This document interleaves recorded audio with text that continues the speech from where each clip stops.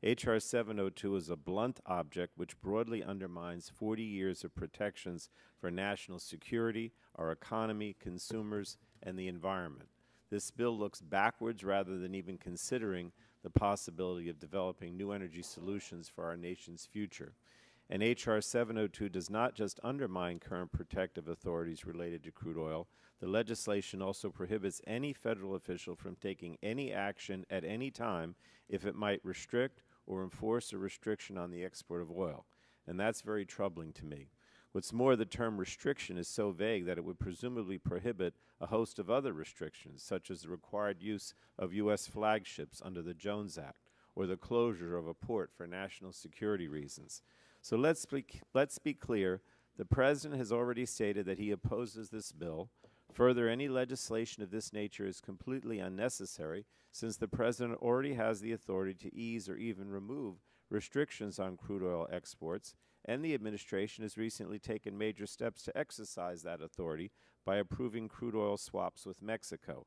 And this comes after the Department of Commerce began approving applications for the export of condensate last year. The bottom line is that it's imperative for Congress to consider a host of factors before we lift the current restrictions, and certainly if we are to completely dismantle our nation's ability to restrict oil exports as proposed by H.R. 702. So first, there are consumer impacts, especially related to the price of crude oil and gasoline. A recent study found that changes to U.S. oil export policy will have little or no impact on the future price of oil. What we do know is that changes in our crude oil policy will lead to a significant payday for oil producers, with increases in annual profits approaching $30 billion by 2025.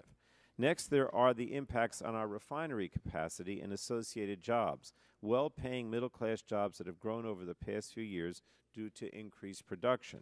Unrestricted exports of crude oil puts those jobs in jeopardy and could mean exporting those jobs and losing out on critical investments in future refining capacity. And finally, there are, of course, the environmental and climate impacts of lifting the export ban. Energy policy is fundamentally linked to environmental policy. Each is a facet of the other. Increasing crude oil exports means increasing domestic production and its impact on climate change, public health, worker safety, property owners, and protection of our drinking water supplies. As I've said before, Mr. Chairman, this legislation eagerly embraces short-term profits and benefits without understanding or even considering the cost of such a major action. And that's a mistake I caution us all not to make.